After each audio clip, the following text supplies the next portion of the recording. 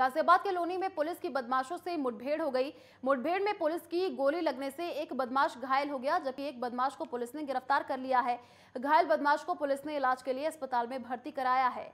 आपको बता दें कि गाजियाबाद के थाना लोनी बॉर्डर पुलिस और एसीपी ग्रामीण की टीम रेलवे अंडरपास के पास चेकिंग अभियान चला रही थी। इस बीच पुलिस ने बाइक सवार 2 लोगों को रुकने का इशारा किया, लेकिन दोनों युवक पुलिस पर फायर करके फरार होने लगे, जिसके बाद पुलिस ने आरोपियों का पीछा करके दोनों को गिरफ्तार कर लिया। पुलिस ने बदमाशों के कब्जे से अवैध हथियार और बुलेट मोटरसाइकिल बरामद की है।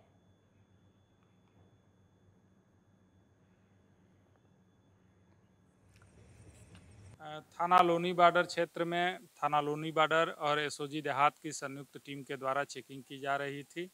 एक बुलेट सवार 2 व्यक्ति संदिग्ध आते हुए दिखाई दिए। पुलिस टीम द्वारा जब रोकने का प्रयास किया गया तो उन्होंने पुलिस टीम को देख करके पुलिस टीम पर जानलेवा फायरिंग की और फायरिंग करते हुए काफ़ी तेज़ी से मोटरसाइकिल से भागने का प्रयास किया। इस पर तत्काल लोनी बॉर्डर की टीम के द्वारा विभिन्न थानों को जरिए वायरलेस सूचना दी गई, जिस पर आगे एक टीम और भी चेकिंग कर रही थी। वो बनथला बंद फाटक की तरफ मूव की।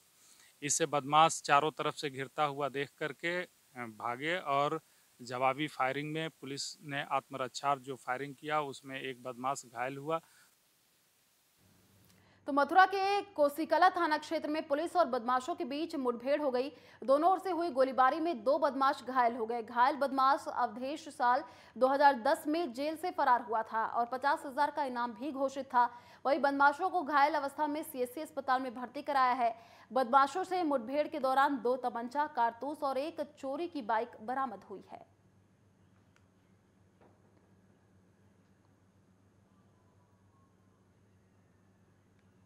थाना कोसीकला पुलिस के द्वारा एसओजी के साथ मिलकर के कोसी नंदगांव रोड पर आगामी राधाष्टमी व शनिदेव मंदिर की श्रद्धालुओं की सुरक्षा के लिए सघन चेकिंग अभियान चलाया जा रहा था। इस दौरान जब एक स्प्लेंडर मोटरसाइकिल को रुकने का इशारा किया गया तो उसके पीछे बैठे बदमाश के द्वारा पुलिस पर फायर किया गया। पुलिस के द्वारा भी आत्मरक्षा जवाबी फायरिंग की गई। इस दौरान 2 बदमाश घायल अवस्था में पुलिस के द्वारा गिरफ्तार किए गए, जिनका नाम कृष्ण मुरारी थाना जय तथा अवधेश थाना लाया है। इन बदमाशों के कब्जे से 2 तमंचे व 4 जिंदा कारतूस व खोखे बरामद किए गए। मुख्यमंत्री योगी आदित्यनाथ के आदेश पर हापुड़ प्रशासन ने एसीपी दीपक भूकर के नेतृत्व में शराब तस्करों पर बड़ी कार्रवाई की है और तस्करों की 70 लाख की संपत्ति को कुर्क कर दिया। नशे के सौदागरों पर हुई एसीपी की कार्रवाई से शराब माफियाओं में हड़कंप मच गया। थाना बाबूगढ़ क्षेत्र के कन्हैया कल्याणपुर का ये पूरा मामला बताया जा रहा है।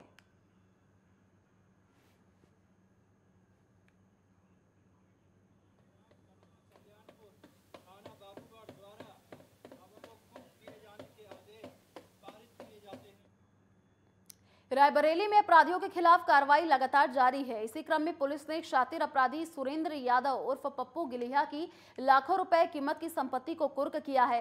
पप्पू 2005 से अपराध की दुनिया का जाना माना नाम है और उसके खिलाफ अब तक अलग अलग थानों में 20 से ज्यादा मुकदमे दर्ज है। मिल एरिया थाने का रहने वाला पप्पू गिलिया पुलिस के रडार पर तब आया था जब 2020 में इसके खिलाफ गैंगस्टर एक्ट के तहत कार्रवाई हुई। अवैध तरीके से अर्जित धन से बनाई गई संपत्तियों को पुलिस ने कुर्क कर लिया।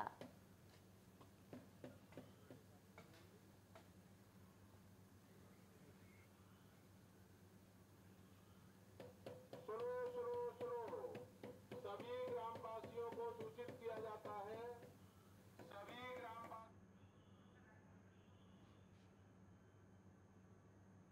पॉलीथीन के प्रयोग रोकने के लिए नगर पालिका ने अभियान चलाया। अभियान के तहत दुकानदारों को हिदायत दी जा रही है कि वह सिंगल यूजर पॉलीथीन का प्रयोग ना करें।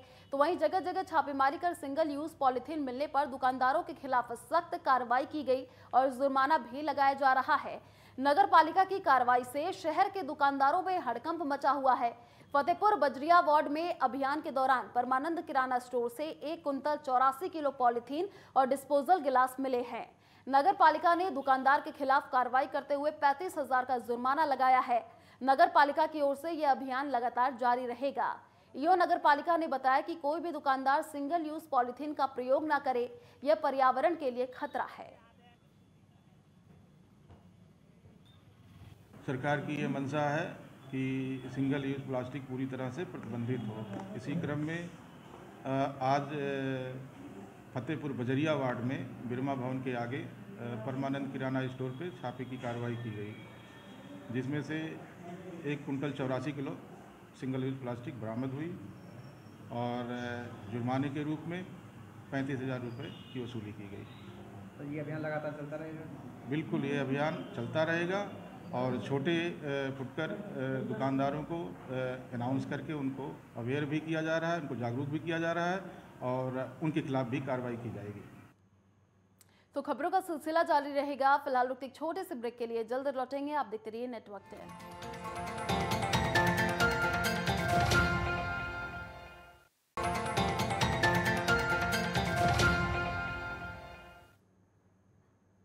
ब्रेक के बाद आपका स्वागत है। उत्तर प्रदेश के बाराबंकी में आज तड़के सुबह बड़ा हादसा हो गया। आपको बता दें, इस हादसे में 4 लोगों की दर्दनाक मौत हो गई, जबकि करीब 2 दर्जन लोग गंभीर रूप से घायल हैं।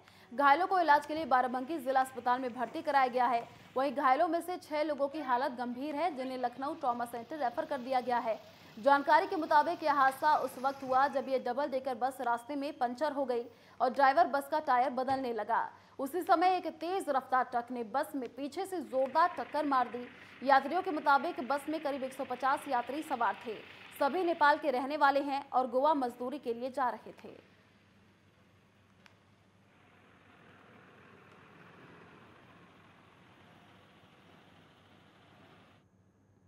तो कन्नौज जिले के ठठिया क्षेत्र में मंदिर का निर्माण करा रहे एक साधु की धारदार हथियार से हत्या कर दी गई।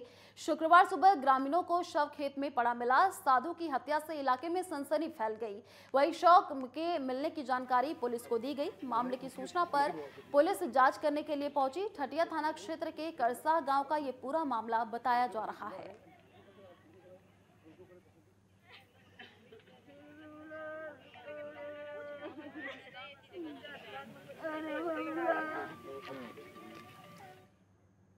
तो अमरोहा में मामूली बात को लेकर दुकानदार और एक युवक में कहासुनी हो गई। विवाद के बाद युवक ने दुकानदार को गोली मार दी और मौके से फरार हो गया। मामले की सूचना पर पहुंची पुलिस ने दुकानदार को अस्पताल में भर्ती कराया, जहां दुकानदार का इलाज किया जा रहा है। फिलहाल पुलिस युवक की तलाश में जुट गई है। सदर कोतवाली क्षेत्र के मोहल्ला बेरियान का ये पूरा मामला बताया जा रहा है।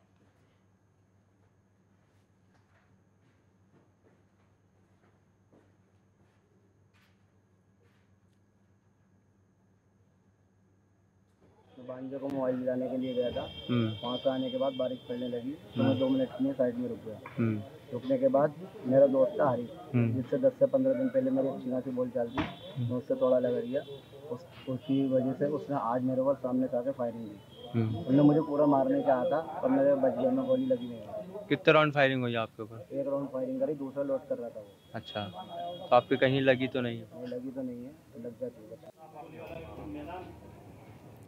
तो दुकानदार को युवक ने गोली मार दी। यूपी के अमरोहा से एक खबर आपको बता रहे हैं। मामूली बात को लेकर के गोली मारी तो गोली मारकर युवक फरार हो गया।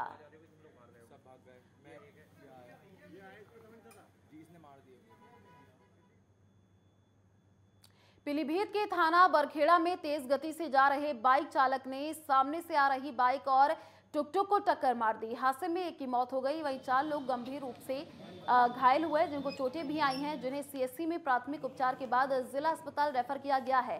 फिलहाल पुलिस के द्वारा अज्ञात चालकों के बारे में जांच पड़ताल की जा रही है।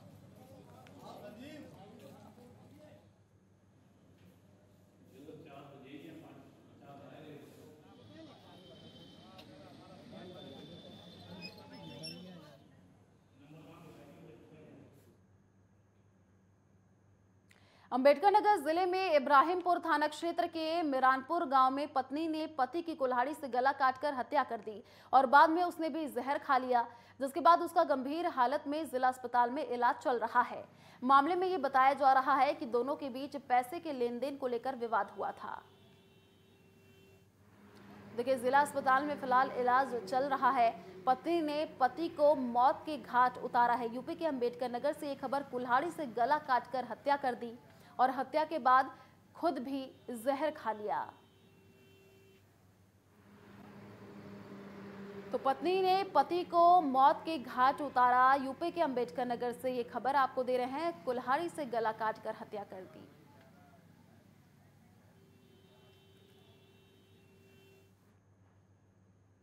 सहारनपुर जिले में देवबंद थाना क्षेत्र के बाबूपुर में घूमने के लिए निकला व्यक्ति करंट की चपेट में आ गया, जिससे उसकी मौके पर ही मौत हो गई। व्यक्ति की मौत के बाद परिजनों और ग्रामीणों ने जोरदार हंगामा किया। मामले की सूचना मिलते ही पुलिस मौके पर पहुंची और किसी तरह मामले को शांत कराया गया।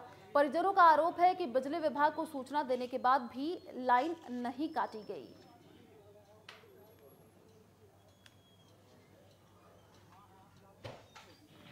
ये यहाँ भट्टे पर रहा रहता रात में, सुबह ही घूमने जा रहा था सड़क पर, तो यहाँ बिजली का तार रात का टूटा हुआ पड़ा था, तो उसमें करंट नहीं रुका रात भी, इसमें उलझ कर ये यहाँ गिर गया। नल पर पानी लेने आया था, सुबह से 5 बजे से यहाँ हम फोन बजा रहे, सबको कोई नहीं आ रहा। शाम 2 बार शाम बता दिया कि तार टूटा पड़ा, किसी ने नहीं सुनवाई करी। सीधा फोन कराया जे साहब को, कोई सुनवाई नहीं है, कोई नहीं आ रहा है यहाँ से। पूरा 100 नंबर, हमारी 100 नंबर यहाँ को निकल कर गई, सब आदमियों के बीच में को 1000 आदमियों के बीच में को 100 नंबर गुजर कर गई। रोक क्या नहीं, हमने भी हाथ दिया रुको रुको, नहीं रोका। 100 नंबर किस लिए है? आगरा में तेज बारिश और तूफान ने भारी तबाही मचाई है, जिसमें कई पुराने पेड़ धराशायी और विद्युत पोल भी टूट चुके हैं। पोल टूटने से गांव में बिजली सेवा ठप हो गई। बारिश के चलते पकी हुई बाजरे की फसल में काफी नुकसान हुआ। हालांकि किसानों ने बारिश से हुए नुकसान की भरपाई की मांग की है। शमशाबाद ब्लॉक क्षेत्र के इसौली गांव का ये पूरा मामला बताया जा रहा है।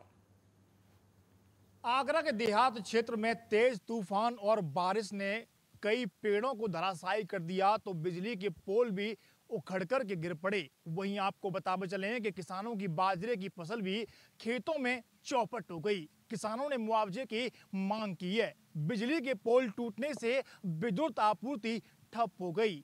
आपको बताते चले कि देहात क्षेत्र में कई पेड़ों को तूफान ने जड़ से ही उखाड़ दिया। किसानों का भारी नुकसान हुआ है। मैं नरेश धाकरे, नेटवर्क 10 आगरा।